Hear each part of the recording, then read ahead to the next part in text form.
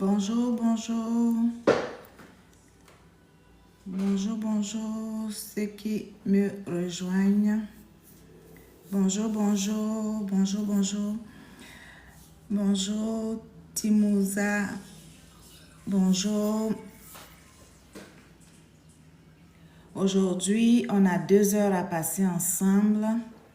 J'avais déjà signalé l'événement. Aujourd'hui, on va seulement parler des prêts et bourses.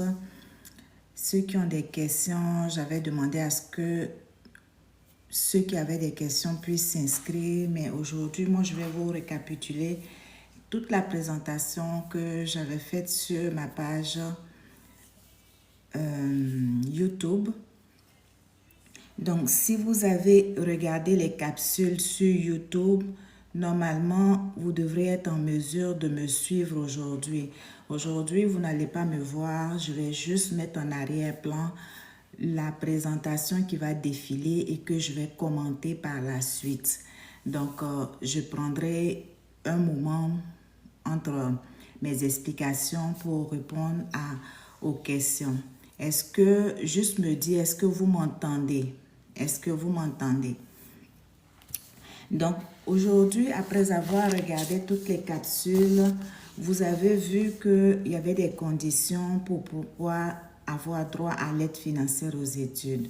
Donc, la première condition, vous le savez tous, c'est avoir la citoyenneté canadienne, avoir la résidence permanente, avoir un statut de personne réfugiée ou personne protégée. Assurez-vous d'avoir en main votre avis de décision valide et votre CSQ valide. Être une personne considérée comme résidente du Québec.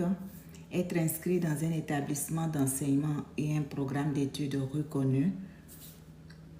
Être aussi aux études à temps plein ou réputé à temps plein. Respecter la période d'admissibilité. Donc, pour chaque palier, que ce soit au professionnel, au collégial ou à l'université, il y a un palier de une période d'admissibilité qu'il ne faut pas dépasser. Donc, respecter aussi la limite d'endettement.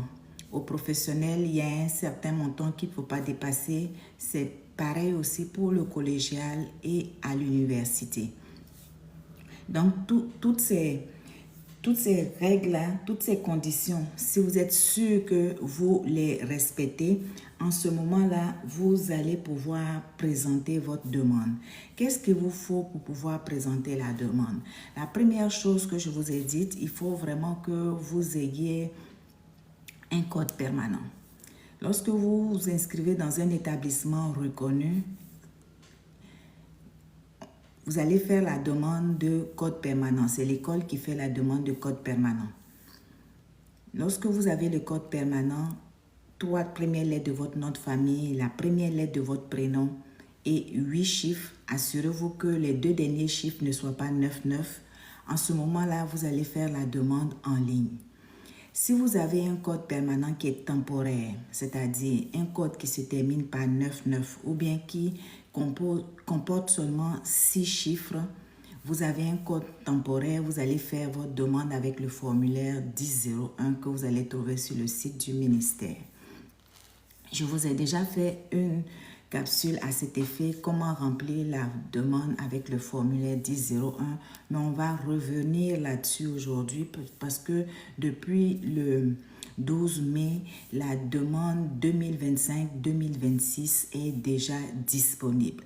Donc, certains d'entre vous vont se retrouver sur 2 années d'attribution, dépendamment de quand est-ce que leurs cours ont commencé. Parce que beaucoup sont à la formation professionnelle et à la formation professionnelle, c'est une formation continue. Ça veut dire que ça peut se mettre sur 1 année d'attribution comme 2 voire 3 années d'attribution.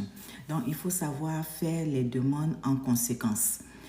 Donc, aujourd'hui, on va déjà parler de la demande. Donc, comme je vous l'ai dit, la vidéo, elle passe en arrière-plan. Si vous ne l'avez pas regardé, vous pouvez aller sur la chaîne YouTube dans la section aide financière aux études. Vous allez voir la capsule comment remplir la demande 1001. la présentation générale, ce qu'il y a à comprendre par rapport à l'aide financière aux études. Il y a aussi les formulaires qui sont disponibles et puis le guide qui est expliqué. Comment? Parce que quand vous remplissez une demande avec le formulaire 1001, vous avez besoin du guide pour pouvoir savoir quels documents vous devez fournir. Donc, c'est très important lorsque vous remplissez, vous envoyez une demande, assurez-vous d'avoir les formulaires requis que vous envoyez dans un seul envoi au ministère. Aujourd'hui, la demande qu'on va voir, c'est la demande 24-25 et 25-26. On va la parcourir section par section pour que vous puissiez savoir qu'est-ce qu'il y a lieu de faire lorsque vous vous trouvez dans certaines situations. Je vais d'abord commencer par la section 1. La section 1, c'est la section de l'identité de la personne aux études. Vous savez, avant de remplir la demande, vous devez mettre votre nom, prénom, date de naissance, tout. Si vous êtes citoyen, si vous êtes résident permanent, assurez-vous d'avoir en main votre code immigrant. Le code immigrant, vous allez le trouver où? Vous allez le trouver sur votre confirmation de résidence permanente. Donc, ayez en main votre confirmation de résidence permanente lorsque vous commencez à remplir la demande d'aide financière. Comme je l'ai dit, ça vous prend le code permanent, peu importe si vous remplissez la demande en ligne ou bien avec le formulaire 1001, ça vous prend le code permanent. Donc, si vous avez le code permanent complet, vous allez d'abord créer votre compte en ligne. Ensuite, vous allez remplir la demande avec les 10 sections que comporte une demande. Lorsque vous avez fini de mettre votre adresse, la section 1, la section 2. La section 2, c'est la résidence au Québec. La résidence au Québec, beaucoup d'entre vous ont le certificat de résidence permanente. Mais ce n'est pas le cas pour certains qui n'ont pas le certificat de sélection du Québec. Donc, dans ce cas, ils doivent se référer au guide pour voir le motif qui est le mieux adapté à leur situation. Donc, ils doivent choisir un motif qui leur permettra de pouvoir justifier leur résidence au Québec. Ça, c'est très important. À la section 3A, c'est les renseignements scolaires. Les renseignements scolaires, si vous êtes à l'université, vous remplissez à la section 3A.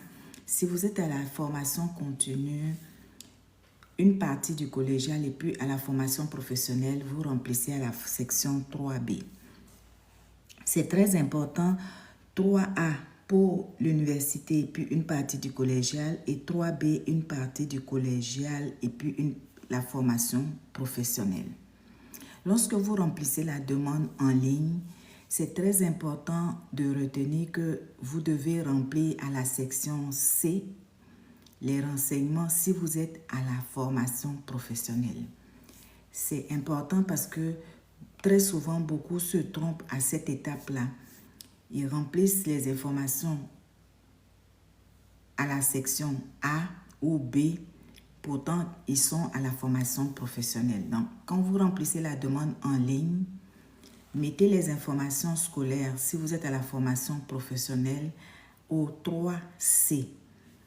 Pas au 3A ni au 3B, mais au 3C, lorsque vous remplissez la demande en ligne. Lorsque vous remplissez la demande avec le formulaire 1001, c'est la section 3B si vous êtes à la formation professionnelle. Il y a toujours un mélange à ce niveau. Donc, je prends le temps pour pouvoir me répéter pour que vous puissiez faire la bonne chose. Donc, je prends un moment pour saluer ceux qui commencent à me rejoindre. Bonjour, bonjour, bonjour, bonjour. Je vais continuer mes explications et puis je vous reviendrai si vous aviez des questions. Donc, là, ça c'est la section des renseignements scolaires. Sachez que un détail est très important.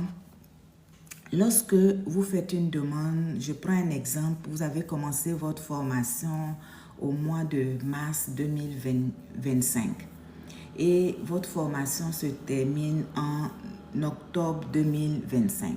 Vous savez que vous avez juste une seule demande à faire, la demande 2024-2025. Vous allez avoir le mois, si vous commencez avant le 15 du mois, vous allez avoir le mois de mars, avril, mai, juin, juillet, août, septembre, octobre. Donc, vous allez avoir 8 mois d'études. 8 mois d'études. Et puis, si votre demande est acceptée, on va vous verser les 8 mois d'études. Mais la particularité dans cette demande, c'est que si vous faites, votre formation se termine au mois d'octobre 2025, vous allez avoir le versement de septembre et octobre avec le mois de août 2025. Vous allez avoir 3 mois en un seul versement. Donc, c'est très important. Vous faites la demande. Vous commencez votre formation en mars. Vous la terminez au mois d'octobre. Votre versement, les 2 versements de septembre et octobre, vous allez les avoir au mois de août 2025. Donc, 3 mois en un seul versement. C'est très important que vous puissiez faire là parce que si vous prenez les 3 mois, que vous ne revenez pas au mois de septembre, vous aurez à rembourser les 2 mois qu'on vous a déjà versés. Donc, faites très attention lorsque on vous verse 3 mois en même temps. C'est pour éviter que vous fassiez une demande pour 2 mois seulement. Donc, on récupère les 2 mois qu'on vous verse dans l'année d'attribution 24-25. Si votre formation se termine en octobre 2025. Si votre formation va au-delà de octobre 2025, c'est-à-dire après le 1er novembre 2025, vous aurez à faire une nouvelle demande 2025-2026. Donc, je reprends. 2 cas de figure. Votre formation commence en mars 2024, elle se termine en octobre 2025. Vous avez juste une seule demande à faire, la demande 2024-2025. Votre formation commence en mars 2025 et elle se termine, exemple, en janvier 2026 ou bien en décembre 2025. Vous avez une nouvelle demande à faire, la demande 2025-2026 précédée de la demande 2024-2025. 2 demandes à faire pour terminer votre formation si tel est votre désir de prendre l'aide financière aux études pour terminer votre formation. Donc, il y a aussi un petit détail, l'allocation pour du matériel d'appui. L'allocation pour du matériel d'appui, c'est un montant qu'on vous verse qui vient augmenter votre dette d'études. Parce que vous savez que lorsque vous prenez les prêts et bourses, il y a une portion prêt et une portion bourse. La portion prêt, c'est la portion que vous remboursez lorsque vous terminez vos études. Et la portion bourse, c'est la portion que le ministère rembourse après avoir vérifié vos revenus auprès de Revenu Québec. C'est ce montant-là que le ministère rembourse à la banque.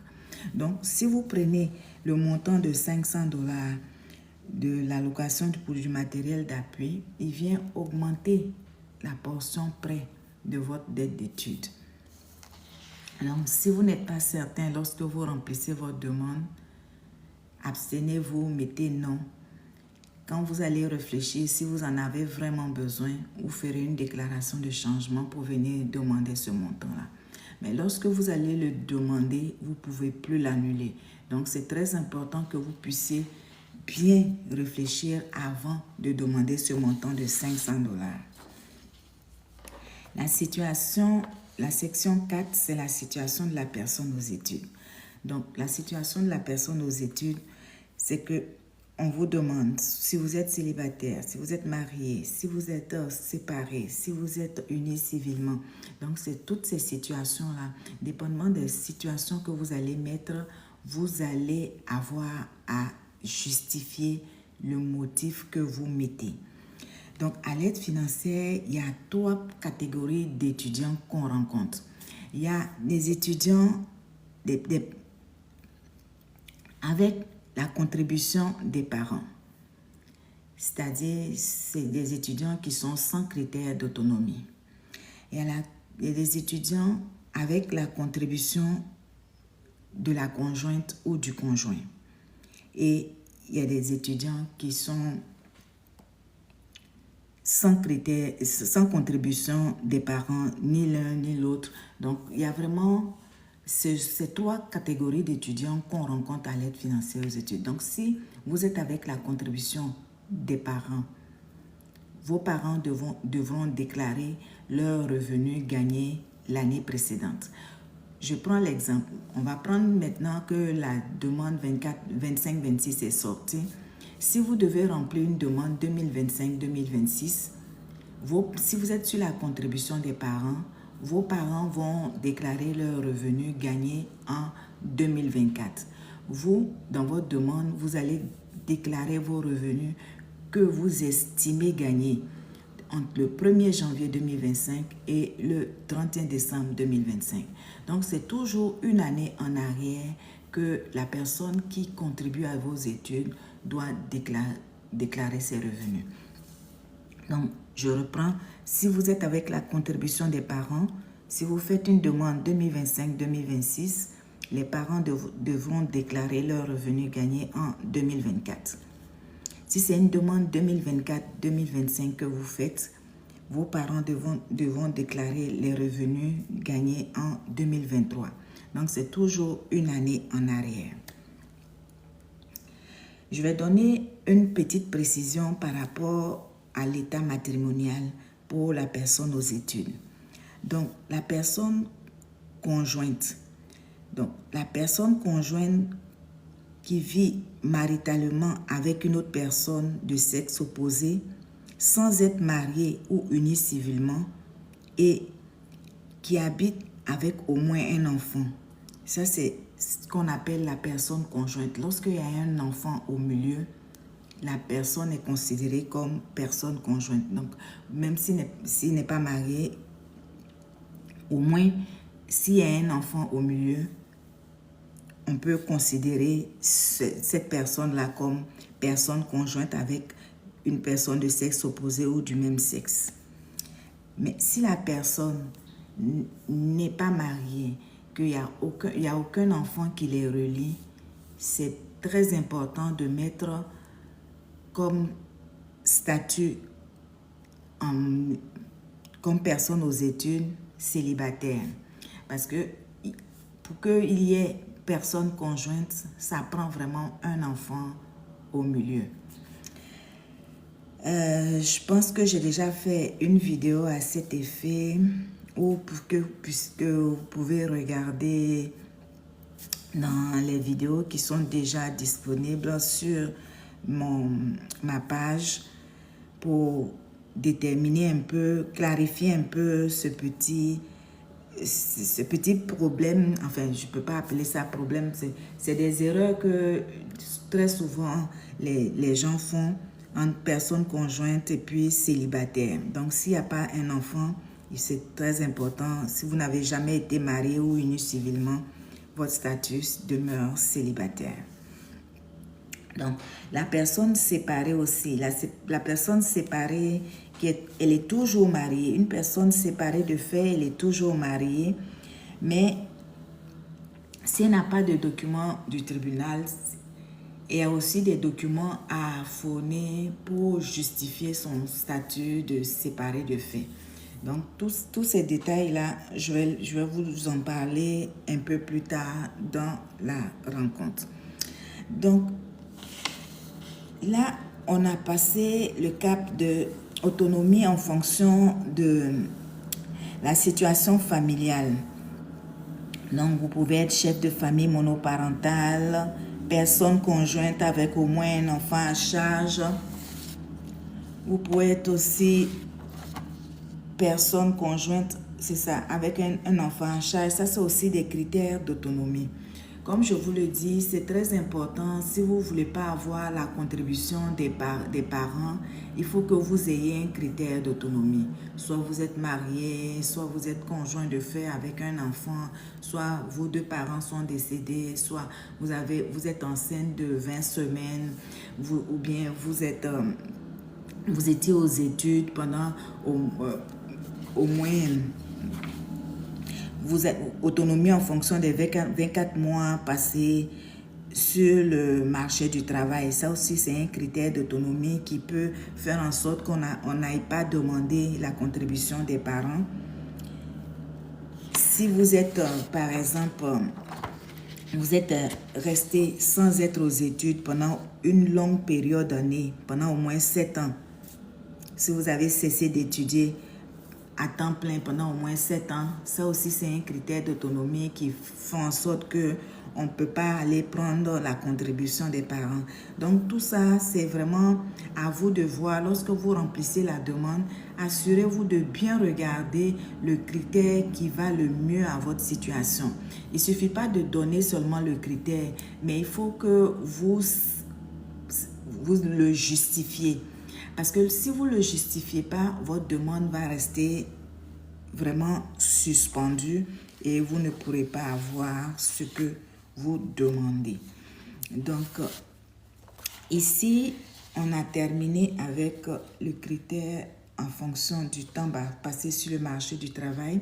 Je veux vraiment attirer aussi votre attention sur l'autonomie en fonction des études. Autonomie en fonction des études, beaucoup font cette erreur lorsqu'on leur demande est-ce qu'ils ont un diplôme universitaire de premier cycle obtenu à l'extérieur du Québec. Ils mettent oui, ils mettent la date où ils ont obtenu leur diplôme dans leur pays d'origine. À cette étape-là, il s'agit de l'évaluation comparative. Si vous avez fait votre évaluation comparative, dans l'évaluation comparative, on vous a donné ça a été déterminé que votre diplôme obtenu dans votre pays d'origine équivaut à un diplôme universitaire de premier cycle au Québec. En ce moment-là, vous pouvez mettre à cette partie-là que vous avez ce critère d'autonomie et vous mettez la date d'obtention de l'évaluation comparative. Parce que si vous mettez la date de l'obtention de votre pays d'origine et que vous donnez seulement le diplôme de votre pays d'origine, votre demande ne sera pas traitée. Vous risquez d'avoir des compléments d'information qu'on va vous demander et puis ça retarde votre dossier. Donc, assurez-vous d'avoir votre évaluation comparative avant de répondre à cette question-là. Maintenant, on va passer à la section 5. La section 5, c'est les autres programmes de soutien. Les autres programmes de soutien, si vous êtes quelqu'un qui a la formation qui a été payée par Emploi Québec, c'est très important que vous mettez la date de début où votre formation a été prise en compte par Emploi Québec et la date de fin. Mais sachez que vous ne pouvez pas être aux deux endroits en même temps. Votre formation ne peut pas être payée par Emploi Québec et puis vous allez avoir droit aux prêts et bourses en même temps. Donc, c'est très important. Si vous savez que votre formation est payée par Emploi Québec, abstenez-vous de faire une demande d'aide financière. Mais si la formation que vous prenez, la date de fin, il y a une date de fin certainement. Je vais prendre un exemple. Vous étiez avec Emploi Québec jusqu'au 30 mars 2025.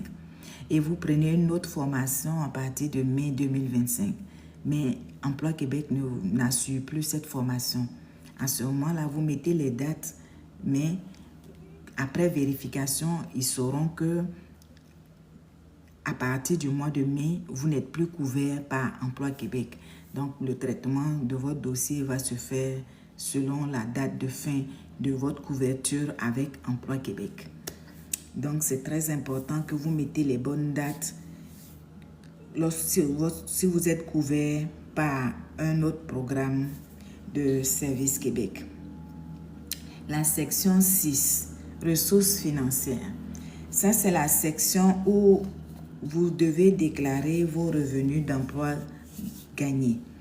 Donc, lorsque vous faites la demande 2025-2026, ce qu'on va vous demander à la première ligne de cette section-là, c'est les revenus que vous comptez gagner du 1er janvier 2025 au 31 décembre 2025. Assurez-vous de donner un montant qui est approximatif et qui est réaliste pour éviter après des mises à jour que vous n'ayez des aides versées en trop à rembourser. Donc, c'est très important que vous puissiez, si vous commencez à faire votre demande 25-26, de mettre l'accent à cette étape-là. Si vous faites une demande 24-25, c'est les revenus. Tout le monde a déjà fait ses impôts 2024. Donc, vous regardez vos T4 2024 et puis vous mettez le montant exact. Si vous êtes sur 2 années d'attribution.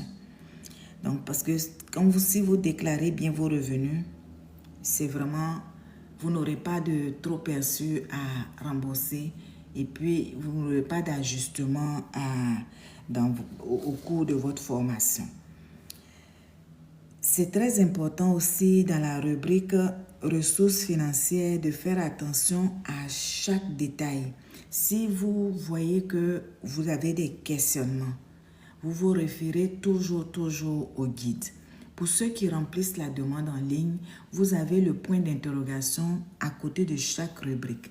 Donc, si vous avez des questionnements, vous cliquez sur le bouton point d'interrogation et vous allez prendre l'information qui s'adapte à cette partie-là, à cette rubrique-là. Donc, il y a tellement de rubriques que je ne peux pas les citer. Vous allez les voir dans votre demande 1001. Il y a aussi les autres revenus comme les rentes d'orphelins, les pensions alimentaires, les bourses. Assurez-vous de ne pas déclarer les bourses que vous recevez dans les prêts et bourses. Ce n'est pas de ça qu'il s'agit. Ce n'est pas ce genre de bourse-là qu'il s'agit. C'est des bourses, par exemple, je prends le cas de ceux et celles qui ont eu droit à la bourse. Je prends un exemple, la bourse de préposé aux bénéficiaires, les 12 000 $, ou bien la bourse de SACI. Si vous avez déjà eu ce genre de bourse-là, cette bourse-là, vous devez la déclarer à la partie autres revenus. Vous regardez la section et vous déclarez exactement le montant à la bonne place. Les revenus à ne pas déclarer. C'est très important. Les montants versés par Retraite Québec dans le cadre de la mesure de l'allocation familiale ne doivent pas être déclarés. L'allocation canadienne pour enfants ne doit pas être déclarée. Les prestations d'aide sociale ou de solidarité sociale ne doivent pas être déclarées. Les indemnités reçues, notamment de la Société d'assurance automobile du Québec ou de la CNSST, à titre de dédommagement pour compenser une perte des dégâts. En fait, si vous avez eu à être remboursé pour des orthèses, ces montants-là ne doivent pas être déclarés. Les retraits de fonds de pension ne doivent pas être déclarés. Les indemnités syndicales provenant d'un fonds de grève ne doivent pas être déclarés. Les revenus de loyer ne doivent pas être déclarés. Les gains de loterie ne doivent pas aussi être déclarés. Donc, ces montants-là, vous devez faire très attention pour déclarer la bonne affaire. Les emplois avant le début des études, ça c'est ceux qui sont célibataires, qui sont avec la contribution des parents. Donc s'ils avaient un emploi avant le début de leurs études, ils doivent mettre le nom de leur employeur, mettre toutes les informations qui s'appliquent à eux. Donc, comme je vous l'ai dit, la section 7, ça c'est, je suis vraiment le chemin d'une demande avec le formulaire 1001. Donc là, je suis rendue à la section 7, allocation pour du matériel d'appui. comme je l'ai dit tout à l'heure, ce montant, si vous n'en avez pas besoin, vous mettez non. Si vous en avez besoin, vous pourrez remplir une déclaration de changement par la suite. Mais lorsque vous mettez oui, vous ne pouvez plus le changer par la suite. Donc, la section 8, c'est la section signature. Donc, si vous faites la demande avec le formulaire 1001, moi, je vous recommande de remplir ce formulaire-là à l'écran. Et pour éviter les erreurs, vous le remplissez à l'écran. Puis, vous l'imprimez afin de le signer manuellement. La signature électronique n'est pas acceptée. Donc, vous le signez manuellement. À la fin du formulaire 1001, vous avez l'adresse à laquelle vous devez envoyer tous les documents, la demande avec les pièces justificatives dans un seul envoi au ministère. Donc, toutes ces informations, comme je vous l'ai dit, les pièces justificatives, si par exemple vous avez coché que je suis une personne qui est résidente permanente, vous savez que si vous faites la demande avec le formulaire 1001, vos pièces d'identité doivent être certifiées conformes. Donc, allez-y regarder dans le guide. À partir de la page 15 du guide, vous allez voir toutes les pièces justificatives, les documents. Selon la situation, vous avez les documents requis et même des précisions à cet effet. Donc, vous regardez, il y a certains documents qui sont seulement des copies. Il y en a d'autres qui doivent être certifiés conformes. Donc, pour ceux et celles qui remplissent la demande avec le formulaire 1001. Pour ceux qui remplissent la demande en ligne, lorsque vous terminez à la fin de la demande, quand vous allez cliquer sur le bouton « Envoyer », vous restez sur la même page et puis vous allez voir la liste des documents qu'on vous demande de fournir. Donc, si vous cliquez sur chaque bouton document pour voir exactement les précisions à cet effet et puis vous téléchargez tous les documents, vous les déposez dans votre compte en ligne selon les catégories demandées. Donc, c'est vraiment important que vous puissiez suivre la procédure. Je récapitule. Avoir un code permanent temporaire, vous remplissez la demande avec le formulaire 1001. Si vous avez un code permanent qui ne se termine pas par 99 et qui est composé de 3 premières lettres de votre nom de famille, la première lettre de votre prénom et 8 chiffres, vous faites la demande en ligne en commençant par créer votre compte en ligne et une fois dans votre compte en ligne, vous sélectionnez le formulaire temps plein, vous sélectionnez la bonne année d'attribution selon le début de votre formation et puis vous cliquez sur demande d'aide financière et commencez à remplir votre demande section par section. Donc, je pense que on a fait un peu le tour de toute la demande. Je vais essayer. Bonjour Edo, bonjour Sonic, bonjour ceux qui sont connectés aujourd'hui. Donc aujourd'hui, comme je vous l'ai dit, c'est vraiment un tour d'horizon sur les demandes, la demande d'aide financière 2024-2025 et puis 2025-2026 pour ceux et celles qui veulent prendre l'aide financière aux études pour faire leur formation. Maintenant, ce que je vais vous expliquer par rapport à l'aide financière aux études. Vous savez que même si vous voulez prendre l'aide financière aux études, vous êtes capable de savoir à combien peut s'élever votre dette d'études avant même de commencer. Donc, j'avais même déjà fait une vidéo à cet effet où, à la formation professionnelle, je vous ai donné l'exemple de la formation professionnelle. Le montant de 247 dont je parlais, il a été encore reconduit pour 25-26. Je ne sais pas s'il va encore avoir des ajustements plus tard, mais pour l'instant, dans Les informations 2025-2026, le montant à la formation professionnelle, il est toujours de 247 $ par mois d'études. Ce qui veut dire quoi?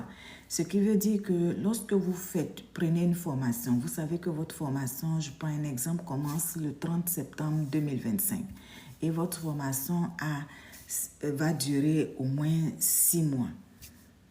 Vous faites 200, si vous êtes à la formation professionnelle, vous faites 247 multiplié par 6, vous allez avoir le montant que vous pouvez payer à la fin de votre formation, si toutefois vous avez déclaré bien vos revenus. Si vous avez droit à la bourse, parce que ce que vous devez retenir, il n'y a pas de bourse seulement à l'aide financière. Les seules personnes qui ont seulement droit à la bourse, à l'aide financière, sont les personnes qui ont des, comment on appelle ça, qui ont des difficultés d'apprentissage. On appelle ça, je ne sais pas trop, le nom m'échappe un peu, mais c'est des personnes qui ont des besoins particuliers. Des besoins particuliers, mais il faut les justifier. Il faut que votre certificat médical, l'handicap que vous avez, soit reconnu par l'aide financière aux études pour que vous ayez droit à la bourse seulement. Donc, ce sont ces personnes-là seulement qui ont seulement droit à la bourse. Sinon, le reste d'étudiants, peu importe le palier, que ce soit à l'université, collégiale ou professionnelle, c'est des prêts et une bourse. Et dans certains cas, selon la situation de l'étudiant, il peut avoir seulement droit à un prêt. Lorsque vous avez seulement droit à un prêt, vous avez le prêt qu'on vous donne à chaque début de période. Lorsque vous avez droit à un prêt et à une bourse, ce sont des versements à chaque mois. Donc, comme je l'ai dit, vous pouvez même calculer vous-même votre prêt que vous pouvez avoir avant même de commencer. Je commence ma formation en septembre, je la termine tant, je connais le montant du prêt masse, je le calcule, j'ai au moins une idée du montant que je vais pouvoir payer à la fin de mes études. Et puis, si à cause de ma situation, j'ai droit à une bourse, tant mieux. Et puis, c'est comme ça qu'il faut vraiment raisonner pour ne pas être surpris. Parce que l'école n'est pas totalement gratuite. Il y a toujours quelque chose à payer. Donc, il faut vraiment que vous fassiez avec ce raisonnement-là pour pouvoir ne pas être surpris par quoi que ce soit. Maintenant, ce que je vais faire, je vais essayer de faire une simulation par rapport à tout ce qui a été dit. Ma simulation que je vais faire, c'est une simulation faite avec quelqu'un qui est à la formation professionnelle. Donc, on va essayer de faire une simulation 2025-2026. Vous n'allez pas trop voir mon écran, mais je vais toujours continuer à parler. Peut-être vous allez voir un morceau de mon écran. Mais vous allez quand même suivre. Si vous voulez, vous pouvez aller sur le site de l'aide financière aux études. Et puis, pendant que je fais la simulation, vous pourrez la faire selon vous-même votre situation. Donc, on va prendre au moins 4 cas de figure selon les situations qui s'appliquent à nous. Pour que chacun d'entre vous voit un peu dans quelle situation il se trouve. Donc, je profite pour dire un coucou à tous ceux et celles qui sont connectés. Merci pour votre confiance et puis merci de prendre le temps de pouvoir écouter. Qu'est-ce que je dis? Au moins, je sais que je ne parle pas dans le vide. Si jamais on a assez de temps, on pourra prendre les questions. Donc, ce que j'ai prévu de faire, là, ça ne sera pas long. Donc là, on va prendre le simulateur 2025-2026. Donc là, on va prendre une personne qui est célibataire.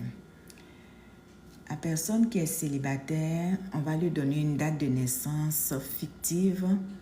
On va dire que la personne est née en, disons, qu'est-ce que je vais prendre? En 1980, le 6e mois, je pense. Donc ici, comme je le disais tout à l'heure, que les seules personnes qui ont droit seulement à une bourse, c'est les personnes qui sont atteintes d'une déficience fonctionnelle majeure. Donc, si vous cliquez à cette case-là, vous allez voir qu'il y a des documents qu'on va vous demander. Donc, si vous n'êtes pas dans cette situation, abstenez-vous de cocher cette case-là. Donc, notre étudiant célibataire, il n'est pas atteint de déficience fonctionnelle majeure. On va faire page suivante. Ici, vous voyez tous les critères d'autonomie. Donc, tout à l'heure, j'ai parlé des critères d'autonomie. Il faudrait que vous ayez un de ces critères-là. Pour quelqu'un qui est célibataire, il faut qu'il ait un de ces critères-là pour éviter qu'on aille prendre la contribution des parents. Donc, s'il a un diplôme universitaire obtenu à l'extérieur du Québec, tantôt je parlais d'évaluation comparative. Donc, c'est vraiment... Il faut que vous soyez sûr d'avoir déjà votre évaluation comparative et que l'évaluation comparative soit... on vous a attribué un diplôme universitaire de premier cycle ici au Québec.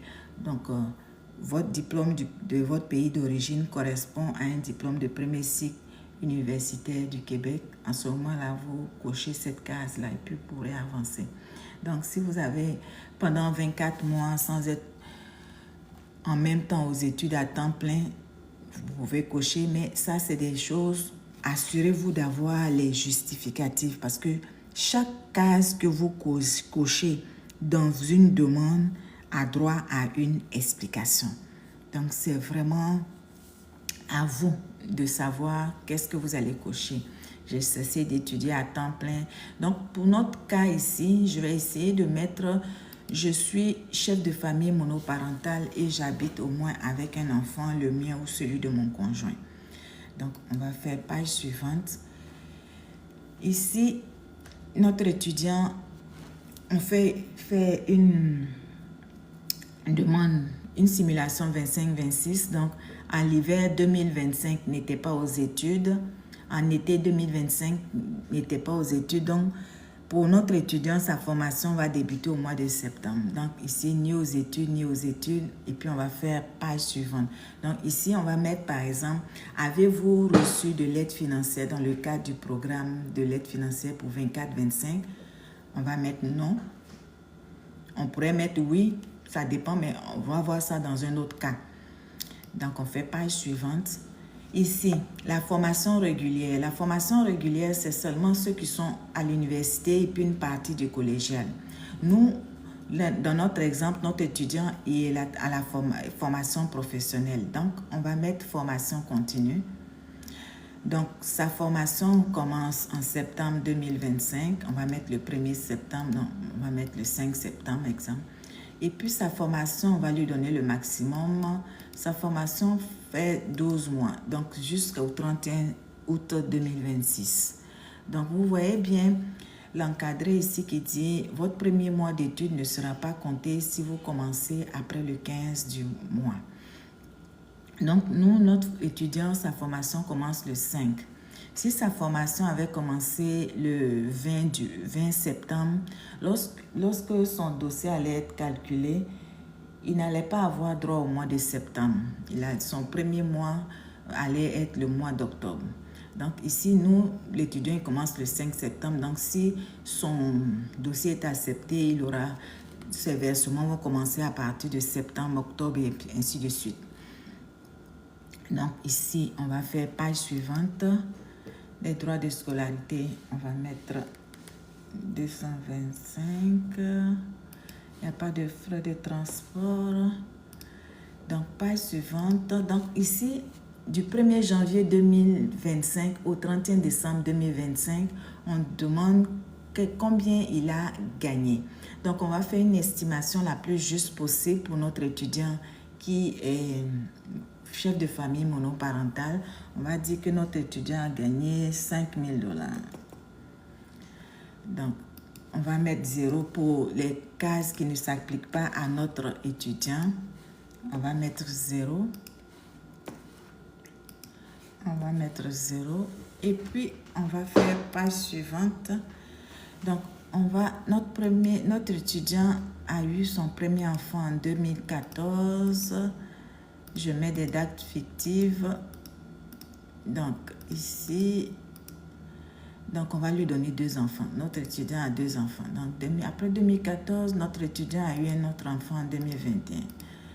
Donc, ici, on va mettre un deuxième enfant. Bon, 2 enfants, ça suffit. Donc là, on va faire page suivante. Donc, ça, c'est le total des dépenses admises de notre étudiante qui est chef de famille monoparentale avec 2 enfants et puis qui a eu 5 000 $ en revenus d'estimés pour l'année 2025. Donc, ça se répartit comme suit. Au total, les dépenses admises sont de 24 360, réparties comme suit: en prêt 2 964 et puis en bourse 21 396. Donc, vous voyez, le 2 964, comme je vous l'ai dit, vous pouvez le calculer dès le départ. Si vous prenez votre calculatrice et puis vous faites, je vais faire par exemple, et ma calculatrice, donc 247 fois 12, ça fait 2 964. Donc, le prêt 2 964, comme je vous l'ai dit, le montant, il est de 247 par mois d'études. Donc, tout à l'heure, on a choisi 12 mois d'études jusqu'à août 2026. Donc, ça fait 247 fois 12, ça fait 2 964. Et la portion bourse, 21 396. Cette portion bourse-là, après vérification auprès de Revenu Québec, de son revenu, ce montant va être remboursé à la banque par le ministère et l'étudiant aura seulement son 2 964 à rembourser à la fin de ses études. Donc, vous voyez que cette formation, par exemple, 12 mois, ça peut être la formation que certains étudiants qui sont pas résidents prennent, qui coûtent au moins 15 000 voire 20 000 $. Vous voyez toujours pourquoi je parle de la résidence permanente à tout prix. Dans toutes mes vidéos, je ne parle que de la résidence permanente parce que c'est mieux d'avoir la résidence permanente parce que payer des études de près de 20 000 $, 30 000 $, alors qu'avec la résidence permanente, vous ne payez qu'après vos études 2 964.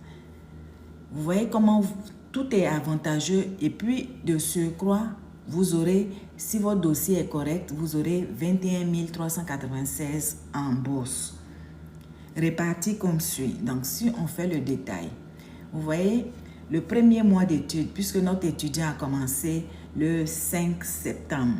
Donc, je vous ai dit que son mois, il aura le mois de septembre, octobre et ainsi de suite. Donc, les débuts de mois d'études sont toujours plus élevés que les mois intermédiaires. Donc, en septembre, il aura 2705. En octobre 1955, novembre 1955, décembre, en janvier, vous voyez, ainsi de suite. Mais, comme je vous le dis, je vais vraiment attirer votre attention sur un fait qui est super important. Le calcul qui a été fait, ça c'est une estimation pour que vous ayez une idée. Tout va se jouer dans tous les documents que vous allez fournir, toutes les preuves que vous allez donner. Mais cela n'est pas le problème. Le problème, c'est lorsque vous commencez une formation, le calcul est fait sur 12 mois. Donc, ça veut dire de septembre jusqu'à août 2026. Allez-y à l'école, respectez vos engagements. Parce que si au mois de, par exemple, mars, vous arrêtez, vous annulez votre formation, et puis, vous annulez votre formation, un autre calcul va être fait dans votre dossier. Et le calcul qui va être fait, ce sera de septembre à mars. Étant donné qu'on vous a donné des plus gros montants calculés sur 12 mois, la mise à jour qui va être faite, vous allez vous rendre compte qu'il va y avoir un trop perçu que vous devez avoir remboursé. Certains se retrouvent avec un montant négatif dans leur dossier qu'ils doivent rembourser. Donc, c'est très important pour éviter d'avoir des montants, des bourses versées en trop, parce que le montant de la bourse, le montant du prêt, il est fixe. Ça, c'est sûr, c'est ce que vous allez rembourser. Mais là où vous avez un remboursement à faire, c'est le trop perçu, la bourse versée en trop, quand vous arrêtez à mi-chemin. Donc, c'est vraiment très, très, très important que vous puissiez faire la part des choses. Lorsque vous engagez à suivre une formation, allez-y jusqu'à la fin, surtout si vous avez droit à la bourse. Parce que vous pouvez avoir des surprises lorsque vous avez droit à la bourse. Parce que si on vous verse un montant plus élevé que vous annulez, c'est vraiment, c'est des choses qui vous rattrapent par la suite. Donc, je préfère vous prévenir en même temps. Donc là, on va prendre un dernier exemple et puis on va passer à chose. Je vais prendre un autre exemple ici. Je vais prendre un autre exemple ici. Je vais prendre une personne qui est mariée. La personne mariée est née en 2000, non pas en 2007. Attends, je vais choisir une autre date. Elle est mariée en 81. Donc là, on va faire page suivante. On met ici, j'ai un diplôme universitaire de premier cycle où on va mettre page suivante parce qu'il a déjà un critère d'autonomie. Même s'il met ici qu'il n'a pas de diplôme de premier cycle universitaire, au moins avec son statut marié, il y a déjà un critère d'autonomie. Donc, tout ce qu'on va lui demander, c'est la contribution de sa personne conjointe. Donc, on va faire page suivante. Donc, il n'était pas aux études en hiver ni en été 2025. On va faire page suivante. Donc, on prend toujours le cas de la formation continue. Il a commencé, cette fois-ci, on va dire qu'il commence en octobre. Le 5 octobre, on va lui donner le maximum 11 mois. Ici, on va faire page suivante. Droit de scolarité, on va toujours mettre 225. Pas de frais de transport. Pas de frais de transport spéciaux. Son revenu, on va dire qu'il a gagné au moins 15 000 $. Il estime gagner 15 000 $. Donc, on va mettre 0 dans les cases. Oh, cela ne s'applique pas à lui. On va mettre 0 ici. Et puis, on va faire page suivante. Donc, ici, on va aller demander la contribution de la personne conjointe. La personne conjointe doit déclarer ses revenus gagnés du 1er janvier 2024 au 31 décembre 2024. Très important, si le conjoint n'était pas au Canada ici, la personne conjointe va remplir un formulaire pour conjointe à l'extérieur du Canada. Donc, le formulaire 1095, il pourra le remplir, le faire assermenter, puis le déposer dans son dossier en ligne. Mais nous, dans notre cas, on va dire que la personne conjointe est ici. Donc, on va dire la conjointe, elle ne travaille pas, donc on va mettre 0. Donc, ils ont combien d'enfants? Là, on va leur donner un peu. Il est né en 81. Donc, ici, on va lui donner un enfant qui est né ici. Bon, désolé, voilà. On va lui donner un autre enfant. Après 2007, il a eu un autre enfant en 2017.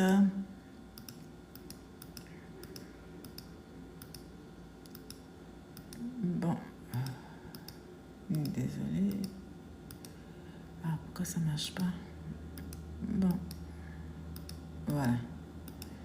Là, je peux mettre. Et puis là, il a eu un dernier enfant en 2023.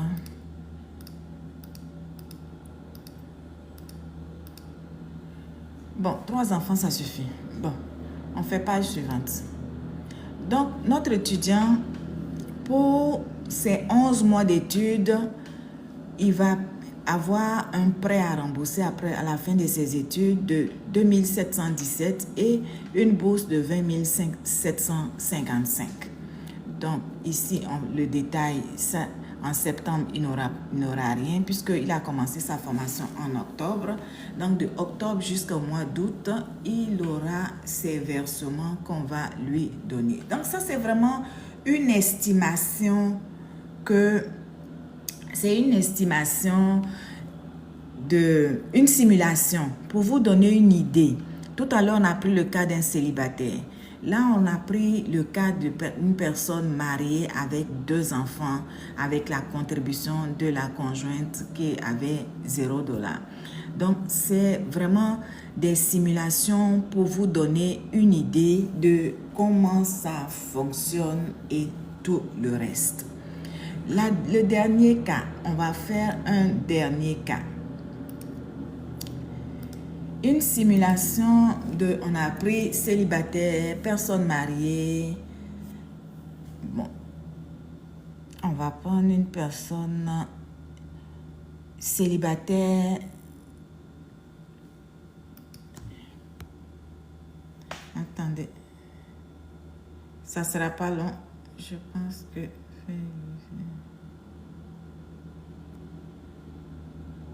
Ok. Donc, cette fois-ci, je vais prendre l'exemple d'un étudiant qui est né en 2000, qui est célibataire et qui a une déficience fonctionnelle. Il y a un critère d'autonomie. Ses 2 parents sont décédés. Il n'était pas aux études en 2024-2025 et à la formation professionnelle.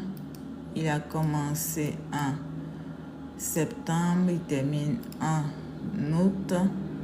On fait page suivante.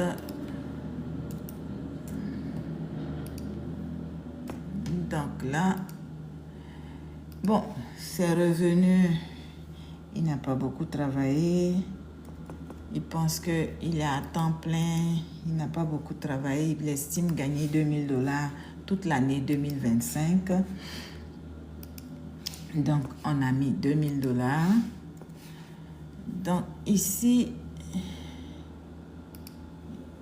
on va cocher, donc il estime gagner, c'est un célibataire qui estime, donc lui, ça c'est le cas de notre personne qui a des besoins particuliers.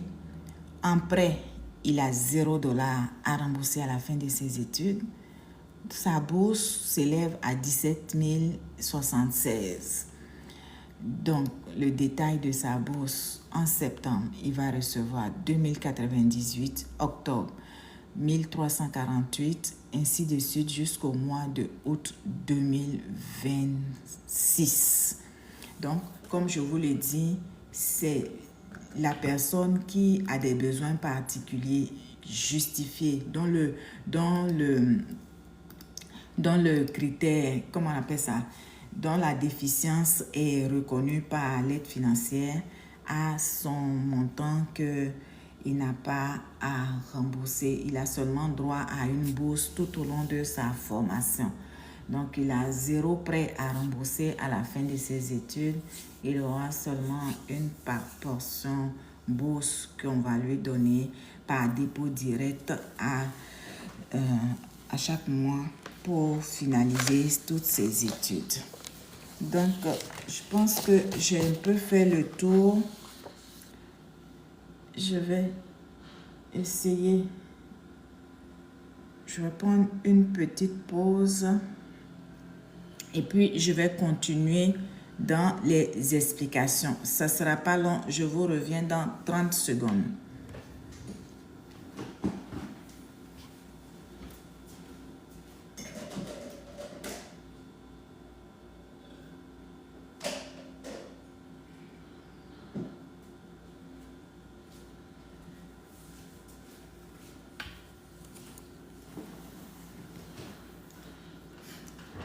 Bon, donc comme je vous l'ai dit tout à l'heure, vous savez, aujourd'hui, je fais le direct parce que l'année d'attribution 2025-2026 est ouverte depuis lundi dernier.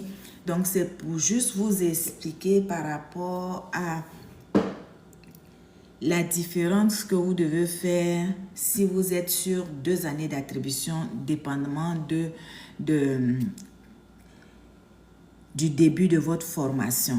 Parce que beaucoup ont commencé au mois de février 2025, mars, avril, d'autres même au mois de juin vont commencer. Très important, si votre formation va au-delà du 31 octobre 2025, vous avez 2 demandes à faire. Vous faites la demande 2024-2025, puis la demande 2025-2026.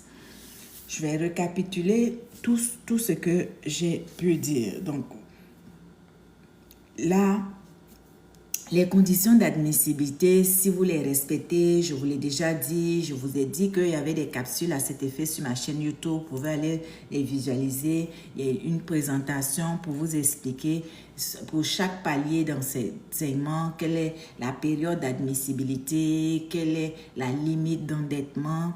Donc, c'est à vous, allez-y faire un tour pour pouvoir regarder tout ça.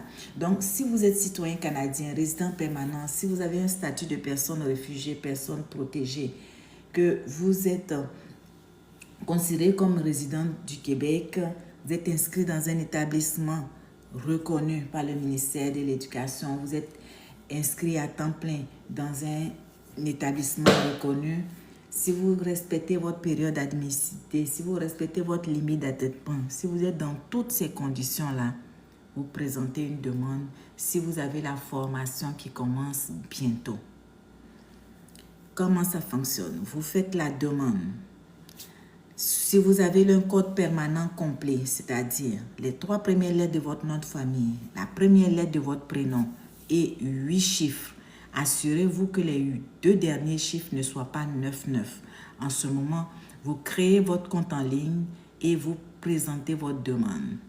Si vous avez un code permanent qui se termine par 99, vous avez un code temporaire. En ce moment-là, vous allez faire la demande avec le formulaire 1001. Si vous avez un code qui se termine avec 6 chiffres, vous avez aussi un code temporaire. Vous devez faire la demande avec le formulaire 1001. Présentement, vous avez 2 années d'attribution sur le site. Donc, lorsque vous prenez un formulaire, assurez-vous que ce soit le bon formulaire que vous prenez, qu'il soit écrit la bonne année d'attribution.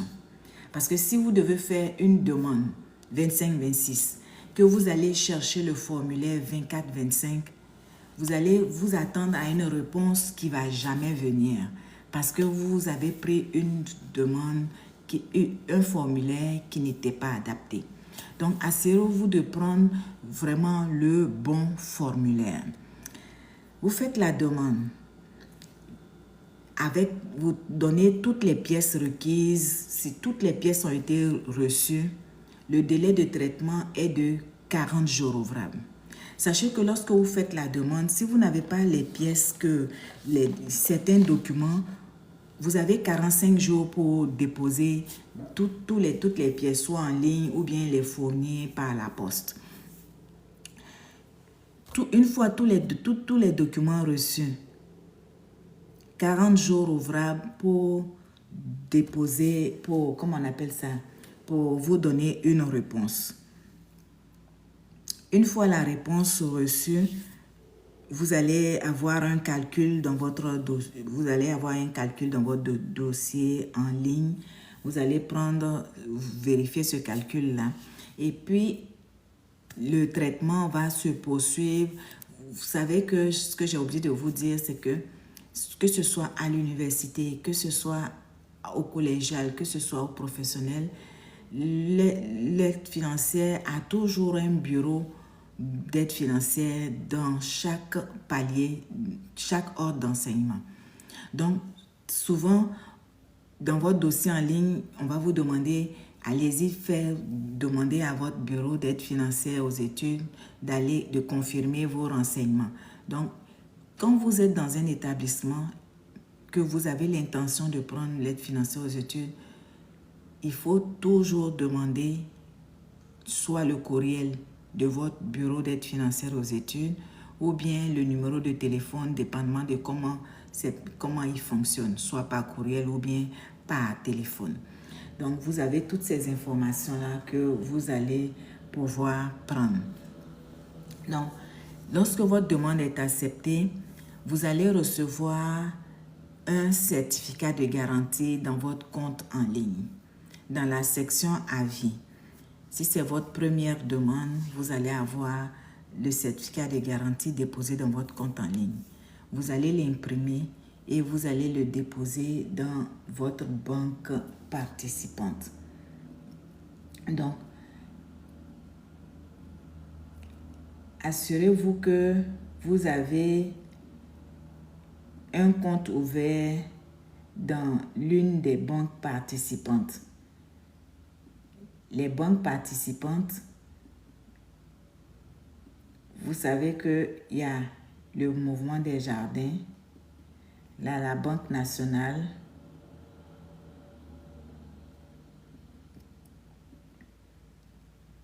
est-ce que vous me suivez? Donc, les banques participantes, comme je le dis, il y a le Mouvement des Jardins, la Banque de Montréal, la Banque Laurentienne du Canada, la Banque nationale du Canada et la Banque royale du Canada. Donc, avant même d'avoir l'intention de prendre un prêt et bourse, là, de faire une demande de prêt et bourse, assurez-vous d'avoir un compte ouvert dans l'une de ces banques-là. Donc, je reprends Mouvement des Jardins, Banque de Montréal, Banque Laurentienne, Banque nationale du Canada, Banque royale du Canada. Donc, quand vous allez avoir le certificat de garantie, vous allez aller le déposer dans votre banque. Et puis, c'est cette banque-là qui va faire le suivi à chaque mois si vous avez droit à un prêt et une bourse. Lorsque vous allez déposer le certificat de garantie à la banque, dépendamment des banques, c'est 5 à 10 jours ouvrables pour pouvoir traiter la demande et pour commencer à faire vos versements si la confirmation de vos renseignements est faite du côté de votre bureau d'aide financière aux études. Donc, lorsque vous avez commencé à avoir vos versements, vous faites votre formation, vous la terminez, pendant que vous êtes aux études, le ministère paye les intérêts sur votre prêt. Lorsque vous terminez vos études, les intérêts sont à votre charge. Mais on vous donne une période de 6 mois avant de commencer à rembourser. Vous pouvez rembourser votre prêt dès que vous terminez vos études, libre à vous. Mais on vous donne 6 mois pour pouvoir peut-être trouver du travail, respirer un peu avant de commencer à rembourser votre dette d'études. Mais sachez que lorsque vous terminez vos études, les intérêts sont à votre charge. Lorsque vous êtes aux études, les intérêts sont à la charge du ministère. Lorsque vous terminez les études, les intérêts sont à votre charge.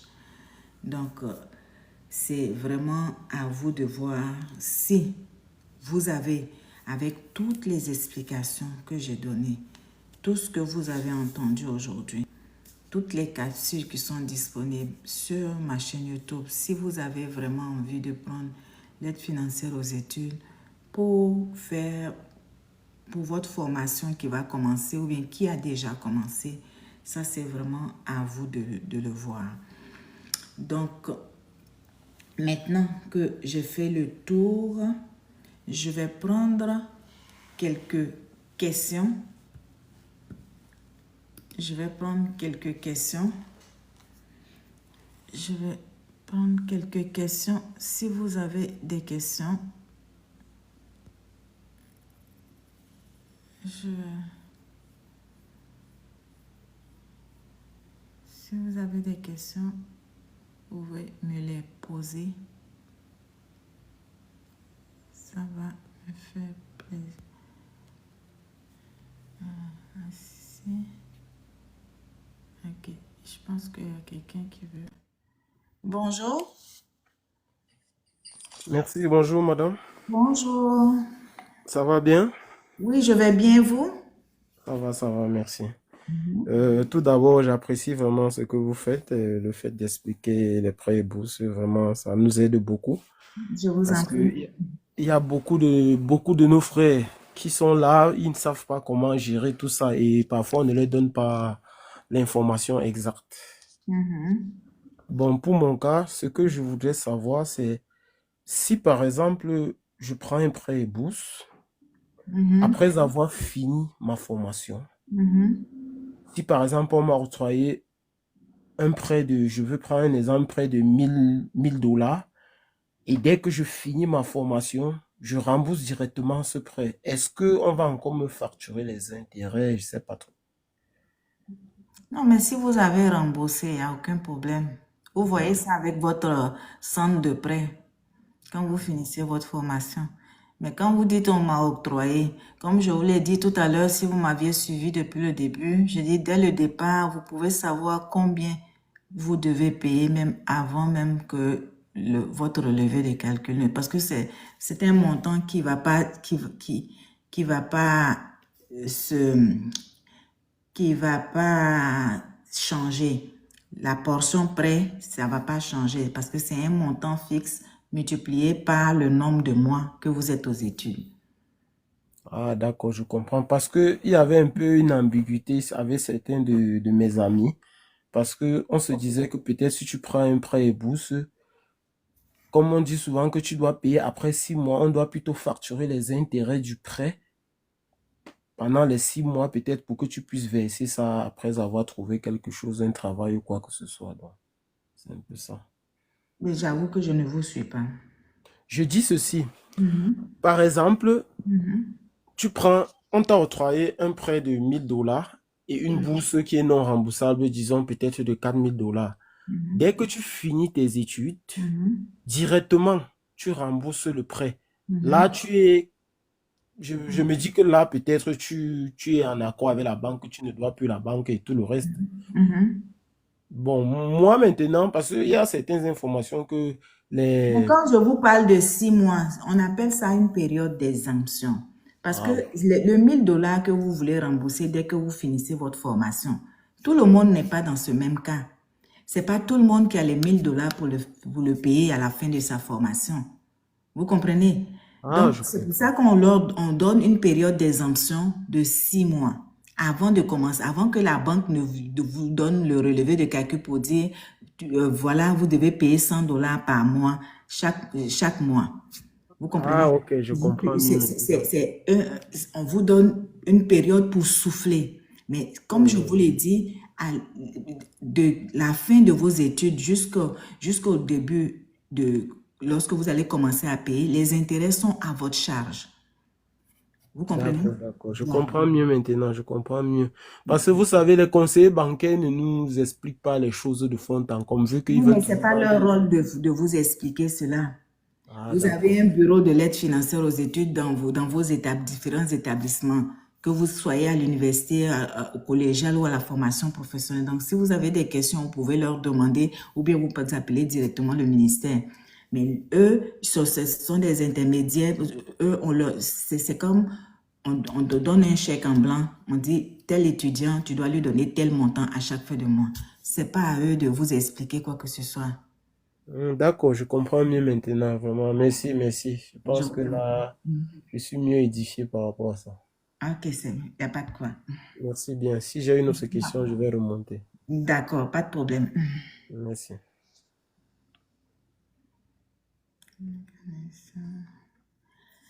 Donc, il y avait quelqu'un qui voulait... Bonjour. Bonjour. Oui, Bonjour, est-ce que vous bonjour. m'entendez? Oui, je vous entends. Bonjour, comment vous allez? Je vais bien, vous? Oui, ça va bien, merci. Moi, j'avais une question particulière. C'était pas à propos de la bourse, mais je voulais quand même me renseigner là. Mhm.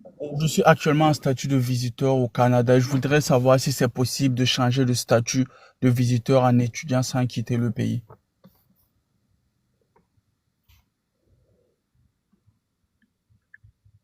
Ok.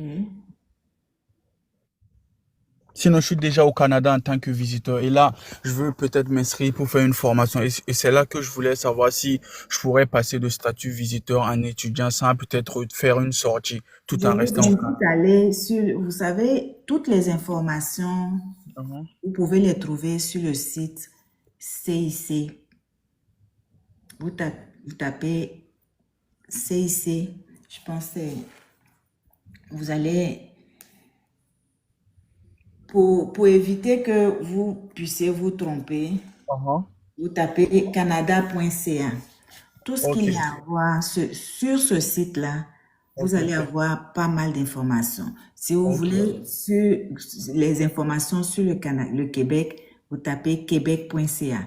Ce sont ok, les deux sites officiels pour avoir de l'information. ok, Donc, ok. dans votre situation, tapez canada.ca. Vous allez aller sur la partie immigration. Je vous invite à prendre du temps pour pouvoir, vous allez trouver seul même l'information que vous cherchez. Il n'y a pas de souci, madame. C'est parfait. Merci beaucoup. Je vais aller tout à l'heure vérifier en même temps. D'accord, c'est parfait. Merci beaucoup. Merci.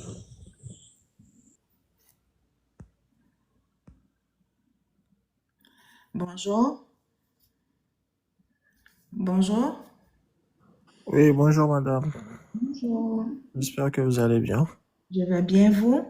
Ça va aussi. Mhm. Et j'ai une question. Et l'année universitaire 2024-2025, j'avais postulé pour les prêts et bourses pendant la session hiver. Mais je devais aussi prendre des cours en été. Mais j'ai seulement postulé pour l'hiver. Maintenant, en été, Mhm. j'ai encore postulé, Mhm. mais ils ont dit que non, que j'ai pris seulement 6 crédits, que c'est pas possible. Alors que nous faisons l'été de manière intensive. C'est ce qui correspond au même cours et en hiver, au temps plein en fait. Mhm. Donc maintenant on me conseille qu'en automne de dire qu'en été j'ai étudié. Donc est-ce que en automne ils vont prendre en compte ce que j'ai fait en été au niveau du calcul de l'aide financière? Est-ce que vous avez compris ma question? J'essaie de comprendre votre question. Oui, Vous avez commencé votre formation, vous avez oui, pris la session d'hiver c'est ça, à l'université, c'est ça? c'est ça, D'accord. Et puis vous avez eu des versements jusqu'au mois de mai. c'est ça. Et puis maintenant, vous voulez ajouter la session d'été. Été, oui. Et puis qui a dit que c'était pas possible? J'ai appelé, j'ai appelé en fait, j'avais postulé. Mhm. Ils ont calculé ça. Après, ils ont dit qu'ils ont appelé l'aide financière aux études. Non, parce que vous me dites pas, ils ont fait quoi? Parce que vous, si vous voulez vous voulez prendre, vous avez déjà fait une demande pour 24-25 C'est et ça. vous voulez ajouter une période d'études. Oui. Vous allez voir le bureau de l'aide financière de votre établissement pour ajouter cette période d'études. Ok. Est-ce que vous l'avez fait? Vous êtes dans quelle université? Université de Montréal. D'accord. Est-ce que vous êtes allé voir la personne responsable de l'aide financière aux études de l'Université de Montréal?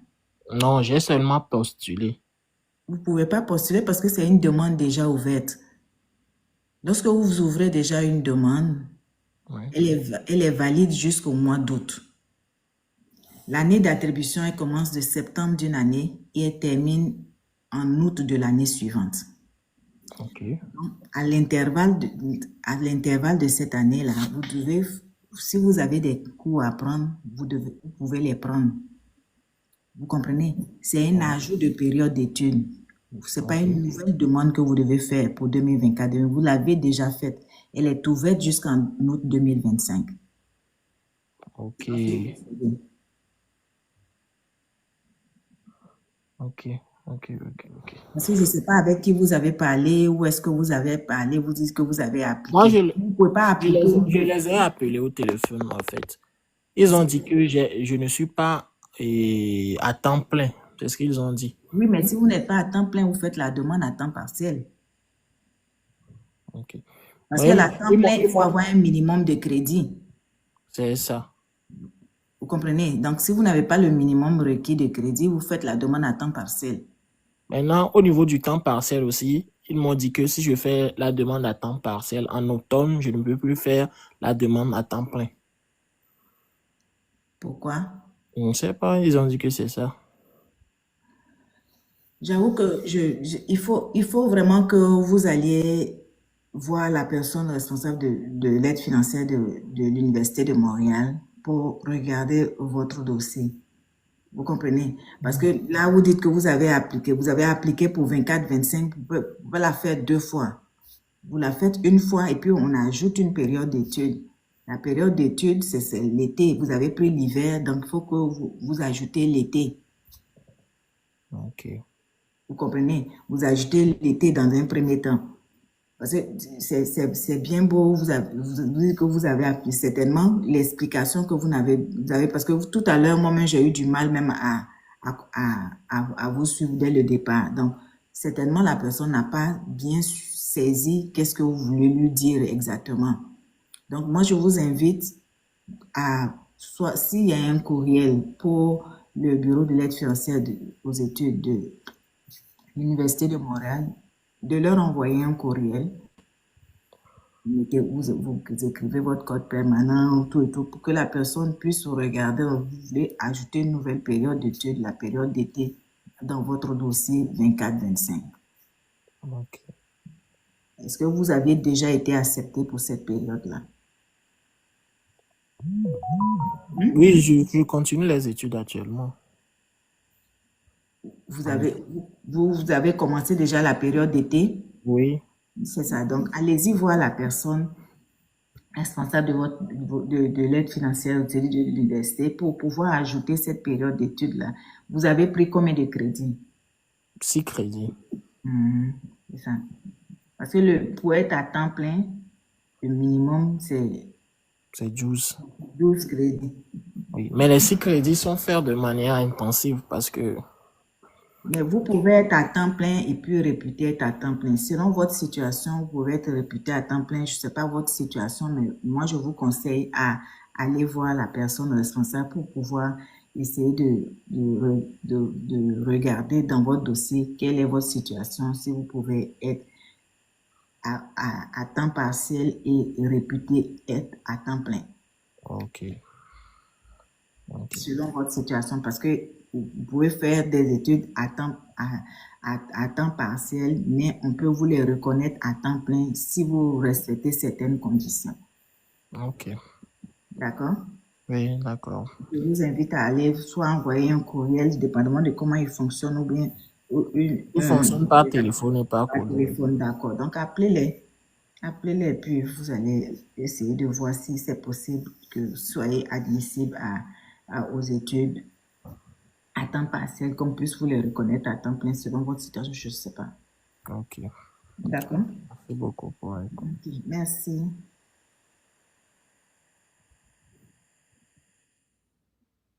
Donc, bonjour, bonjour.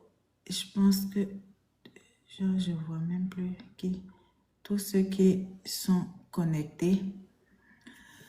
Donc, comme je vous le dis, l'année d'attribution 24-25, une fois que vous ouvrez, vous faites une demande dans un établissement, assurez-vous de mettre le bon code de l'établissement. Parce que il suffit d'un 2 à la place d'un 3 et votre demande se retrouve dans un autre collège ou dans une université, peu importe.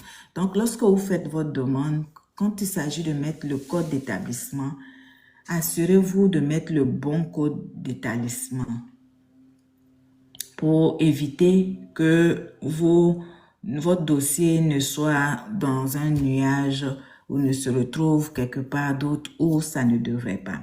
Parce que si ça se retrouve quelque part d'autre, le temps de faire le transfert, vous perdez, c'est vous qui perdez du temps puisque vous attendez un montant dans ce mois et le temps que le transfert soit fait, vous manquez vos versements.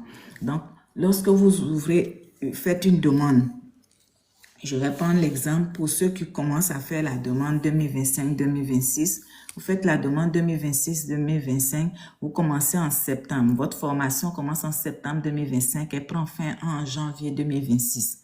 Et au mois de janvier 2026, vous quittez par exemple, vous avez commencé à la formation professionnelle et vous voulez aller à l'université.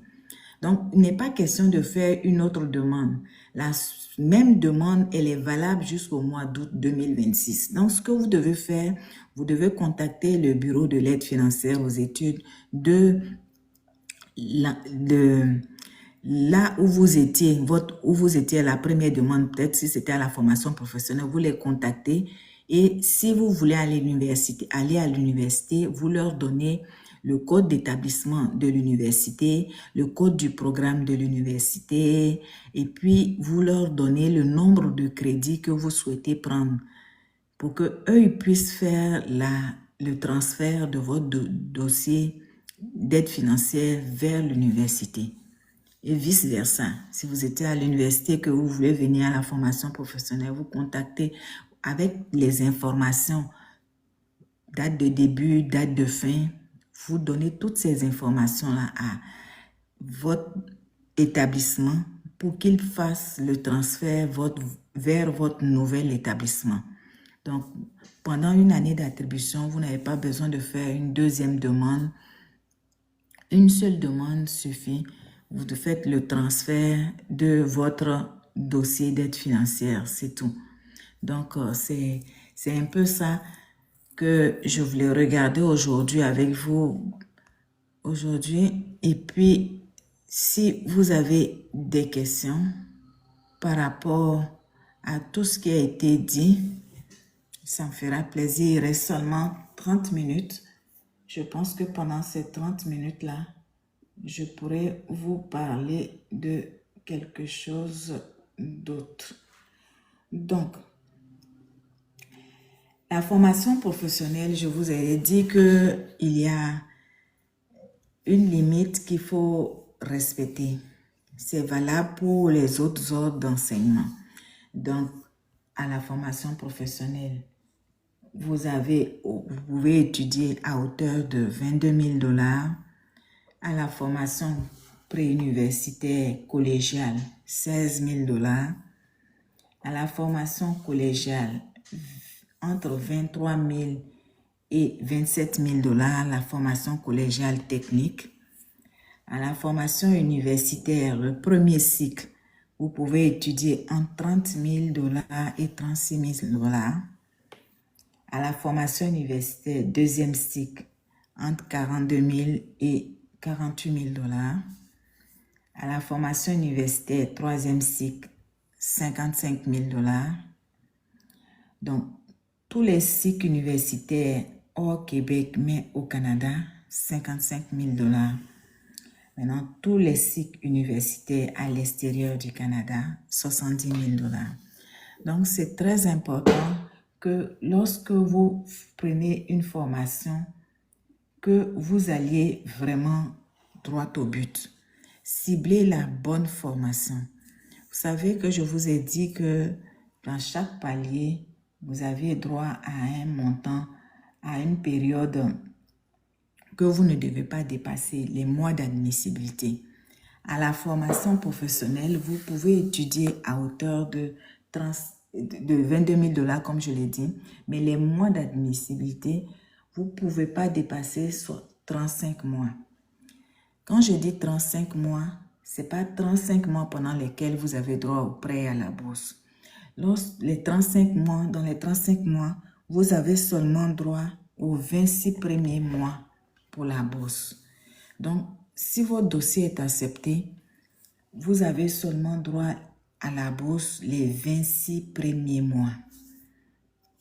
Les 26 premiers mois que vous avez seulement droit à la bourse. Donc, ciblez la bonne formation, la formation qu'il vous faut, afin de rentrer dans vos...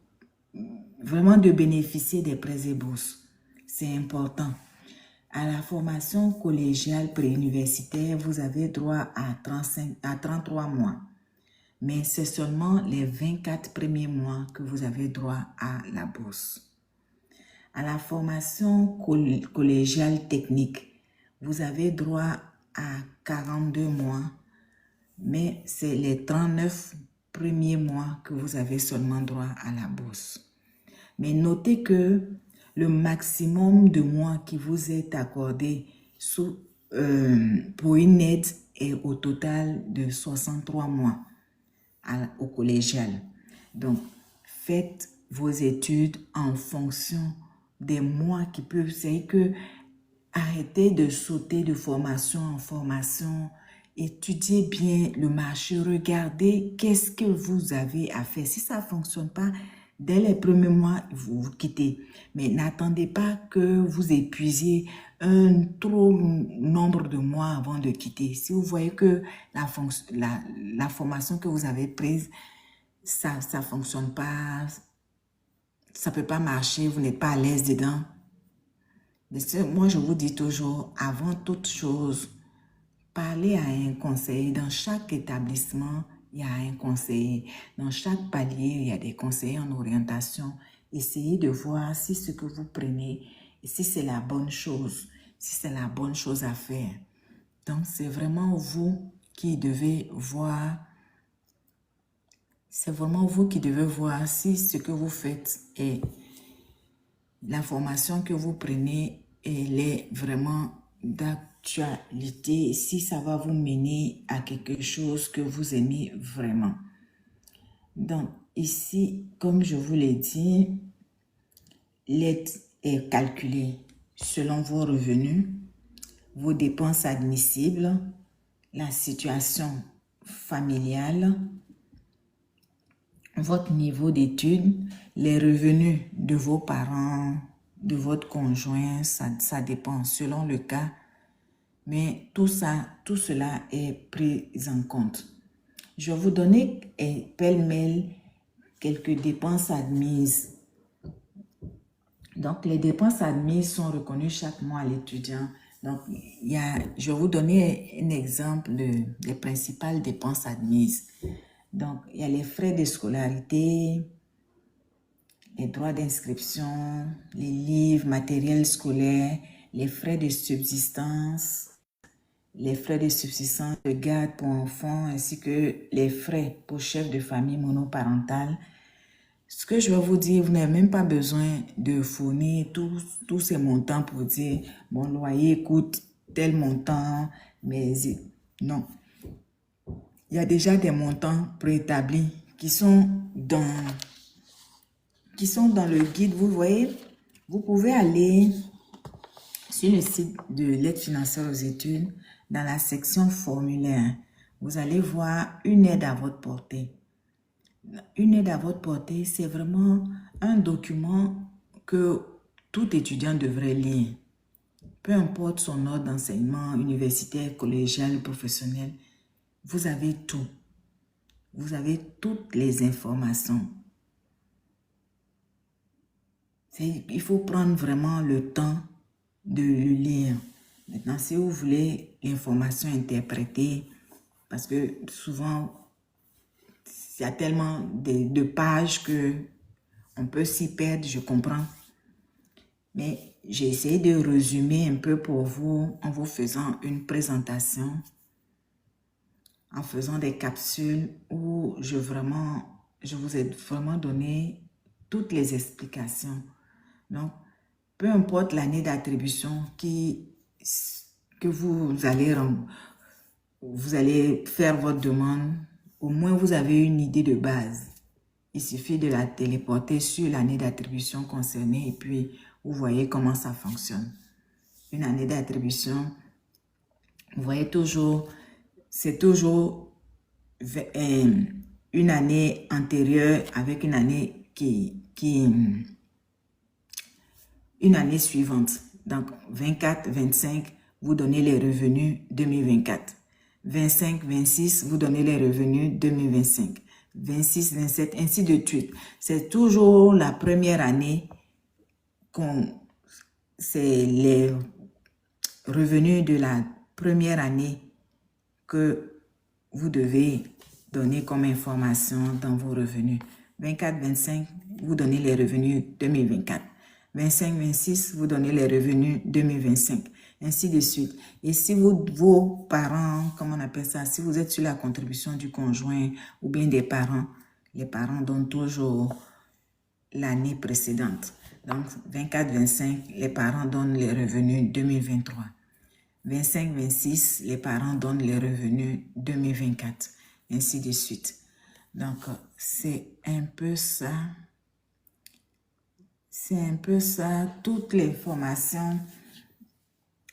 L'année d'attribution commence en septembre. 24, 25, 26 commence en septembre 2025. Se termine en août 2026. Donc, pour que vous ayez rapidement, vous ayez vos versements au mois de septembre. L'année d'attribution 2025-2026 est déjà ouverte depuis la semaine dernière. Vous pouvez faire votre demande en ligne. Si vous avez votre code permanent complet, vous faites votre demande en ligne. Et puis, au moins, vous avez une idée de combien, si vous avez donné tous les documents, vous allez voir dans votre relevé de calcul les montants qui pourront vous être attribués à partir du mois de septembre, si vous avez droit au prêt et à la bourse. Donc, ce que je veux vous dire, il n'y a pas de bourse seulement. Il y a toujours un prêt à rembourser lorsque vous faites une demande de prêts et bourses, à moins que vous n'ayez un besoin particulier. Lorsque vous avez un besoin particulier en ce moment-là, si le besoin, la déficience est reconnue par le ministère, en ce moment-là, vous pourrez avoir droit seulement à une bourse. Tout à l'heure, on a fait la simulation qui va avec, et puis on a vu que la personne qui avait une déficience permanente entraînant une incapacité significative et persistante, la personne avait seulement droit à une bourse et 0 prêt. Donc, à la fin de ses études, il n'a pas à rembourser la portion prêt. Il a seulement la portion bourse que le ministère lui donne et puis il n'a rien à rembourser. Bon. Je vais vous parler en dernière position. Il nous reste quelques minutes. Je vais essayer de vous donner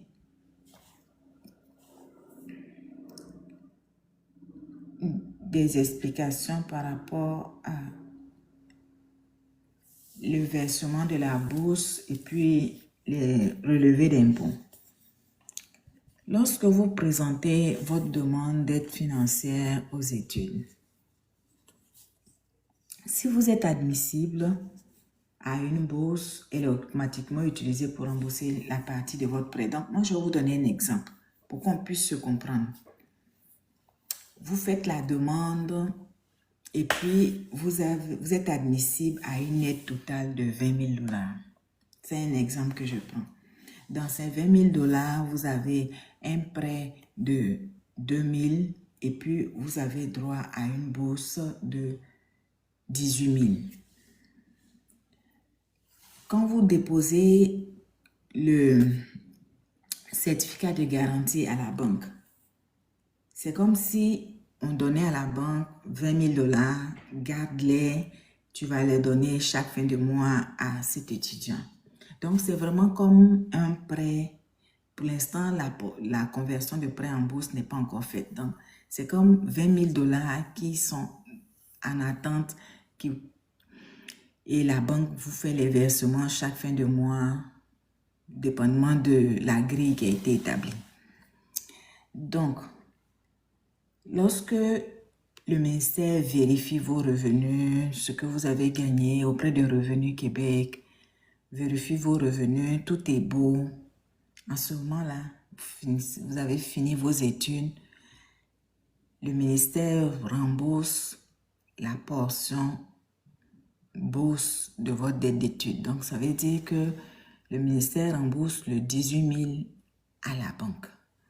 Donc, vous allez voir dans votre compte de banque, vous n'allez plus voir 20 000, vous allez voir 2 000. Et c'est ce 2 000-là que vous devez rembourser lorsque vous terminez vos études. Sinon, lorsque vous êtes aux études, vous allez voir dans votre compte, la partie, dans votre compte de banque, vous allez voir prêts et bourses, vous allez voir un montant tellement élevé que vous-même, ça vous effraie parfois. Mais sachez que dans un premier temps, c'est comme le montant est versé sous forme de prêt. C'est lorsqu'il y a la conversion de prêt en bourse que le montant, la portion bourse vient réduire le montant de prêt qui est dans votre compte de banque et laisse maintenant place aux 2 000 $, le montant réel que vous devez rembourser à la fin de vos études. Donc, c'est important que vous puissiez regarder toujours, de temps en temps, regarder votre dossier en ligne, vous connecter de temps en temps, voir s'il n'y a pas des avis qui ont été déposés dans votre dossier en ligne. Et lorsque vous terminez vos études, si vous voyez l'avis conversion de prêt en bourse, en ce moment-là, vous savez maintenant que la portion bourse a été remboursée par le ministère à la banque et dans votre compte, il reste seulement le montant du prêt, c'est-à-dire le 2 000 $ dans notre exemple, que vous devez rembourser maintenant à la banque. Vous pouvez le rembourser dès la fin de vos études si vous en avez les moyens. Mais comme je l'ai dit, dès que vous terminez vos études, les intérêts sont à votre charge. Vous pouvez attendre de souffler. On appelle ça l'exemption de 6 mois. Vous pouvez souffler avant que la banque ne vous envoie la lettre pour dire il est temps de rembourser. Vous allez rembourser 50 $, 100 $, dépendamment du montant par mois. Vous prenez une entente avec la banque pour voir quel montant vous allez pouvoir rembourser chaque fin de mois. Mais sachez que dès la fin de vos études, les intérêts sont à votre charge jusqu'à ce que vous ayez payé le dernier sou de votre prêt qui est dans votre dossier. Donc, c'est vraiment à vous de voir. On donne l'exemption de 6 mois parce qu'on se dit que l'aide financière, ceux qui prennent l'aide financière, c'est parce qu'ils ont besoin de moyens pour pouvoir aller aux études. Donc, si on vous donne une aide, ça veut dire qu'à la fin de vos études, vous êtes censé trouver du travail avant de commencer à payer. C'est ça l'exemption de 6 mois. Mais si vous vous sentez capable, si vous avez des fonds quelque part pour rembourser d'un seul coup votre dette d'études, tant mieux. Ça, c'est libre à vous. Donc, c'est un peu ça.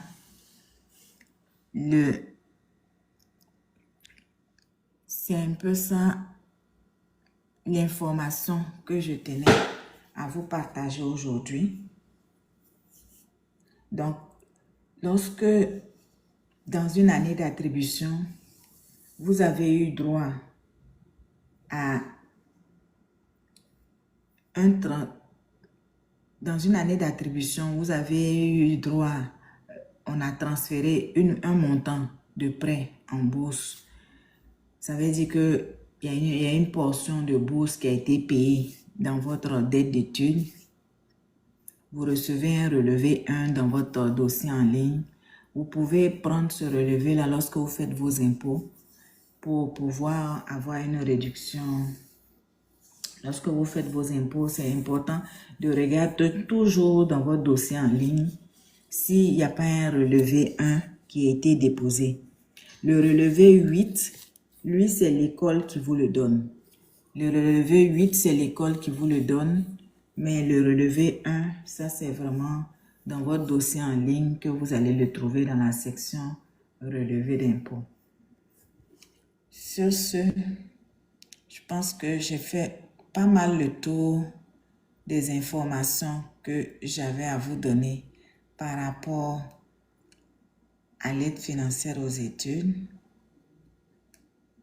Avant, lorsque vous arrivez, pour les nouveaux qui vont arriver bientôt ou bien qui sont déjà là et qui vont aller prendre, qui vont commencer une formation d'ici le mois de septembre, assurez-vous que vous avez vraiment fait le tour de toutes ces informations-là avant de vous engager. Il est bien beau d'avoir droit au prêt et à la bourse, dépendamment de votre situation, mais sachez que, comme je l'ai dit tout à l'heure dans un exemple, lorsque vous annulez votre formation, il y a un calcul, une mise à jour qui est faite. Et si, par exemple, vous avez reçu un montant, je prends un exemple, vous avez arrêté votre formation, vous avez commencé la formation en septembre 2024 et puis vous avez arrêté, vous arrêtez là, nous sommes en mai, mais vous avez arrêté en avril, le 30 avril, et votre dossier a été fermé, par exemple, au mois de mai.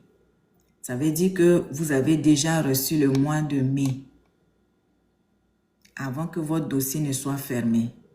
Donc, assurez-vous que vraiment, vous allez, quand la mise à jour va être faite, vous allez rembourser le mois de mai qui vous a été versé. Sans compter la mise à jour, parce que tout à l'heure, dans le calcul qui a été fait, on avait pris l'exemple de quelqu'un qui avait commencé en septembre et qui terminait en août 2026.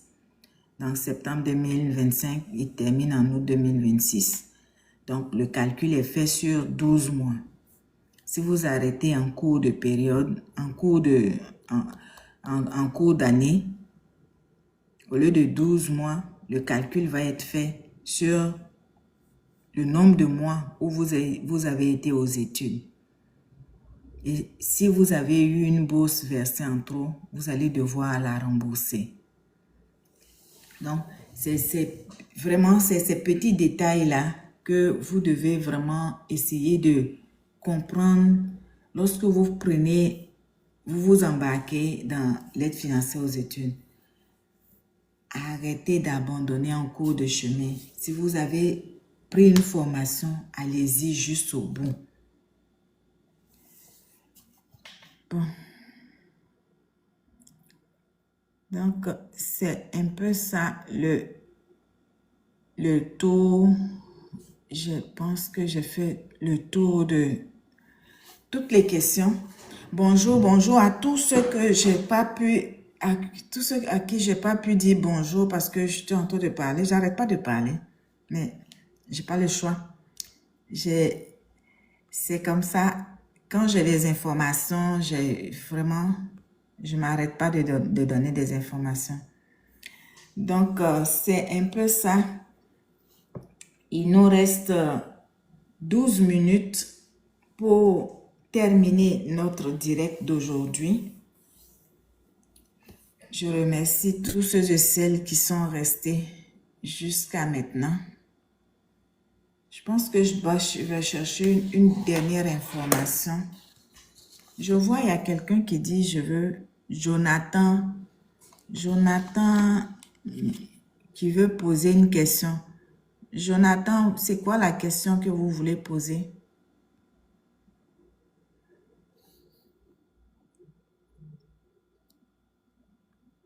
On peut...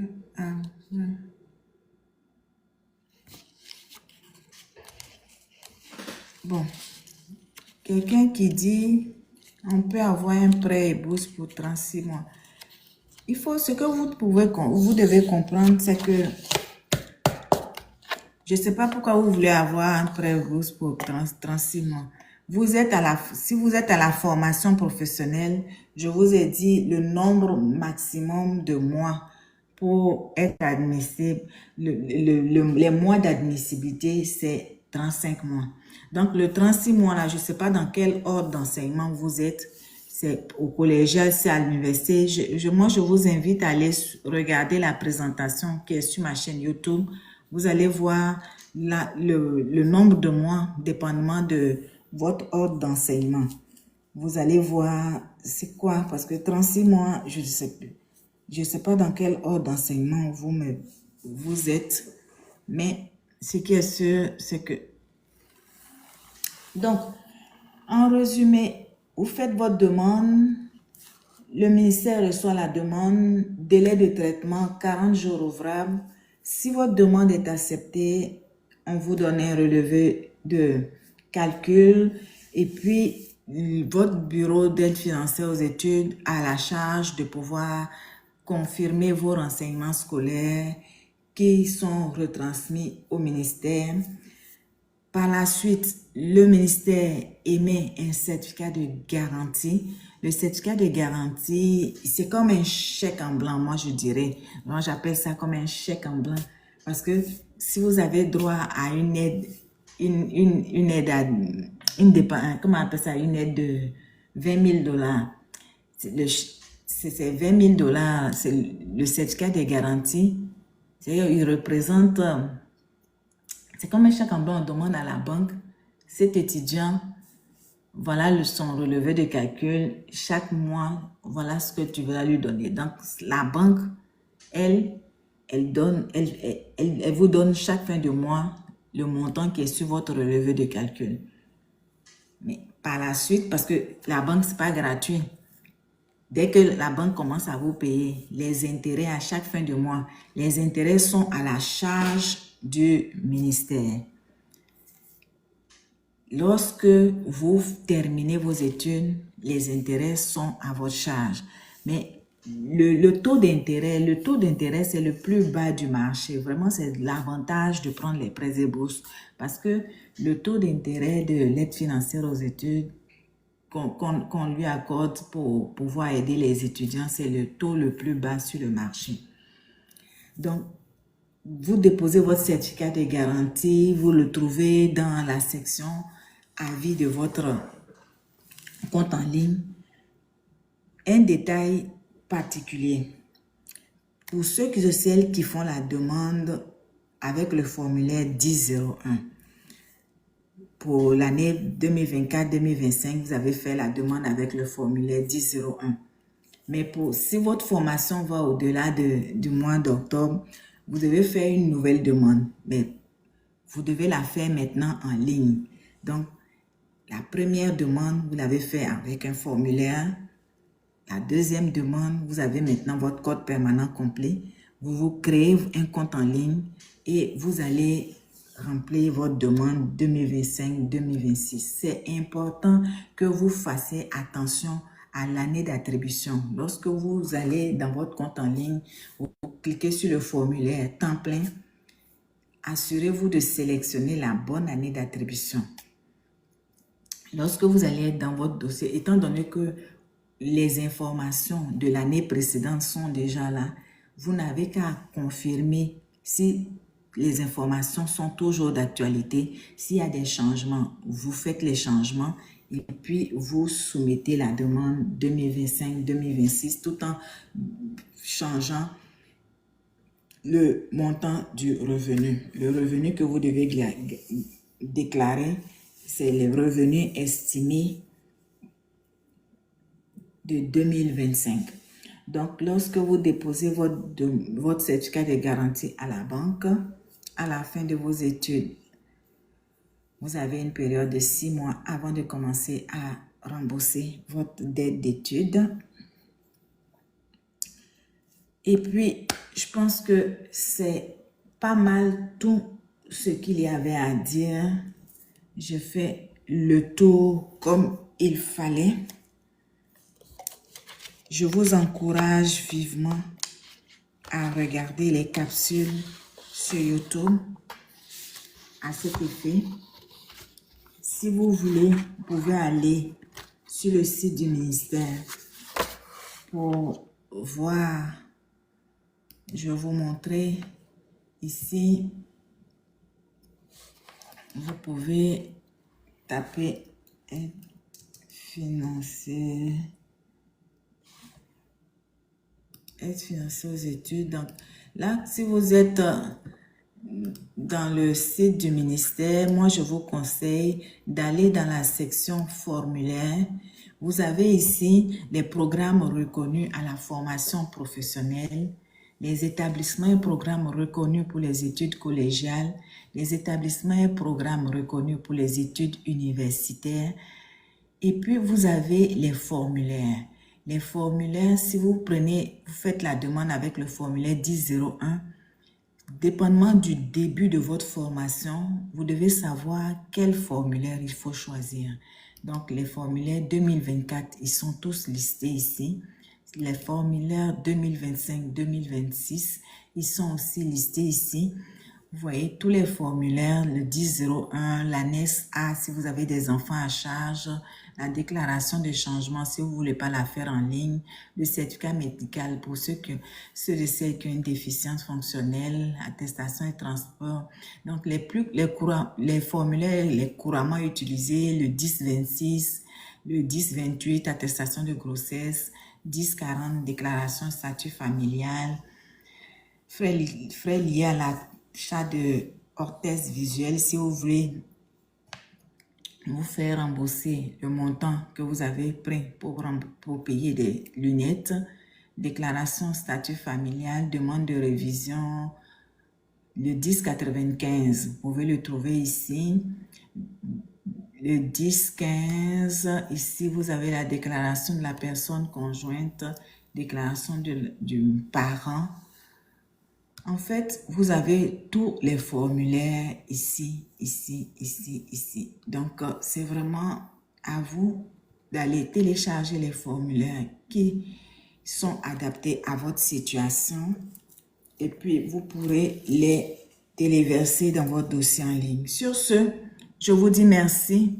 Merci à ceux et celles qui sont restés jusqu'à maintenant. Et puis, si vous avez des questions, vous pouvez me les poser sur ma chaîne YouTube. Le direct, il sera sur YouTube. Je vais le laisser sur YouTube.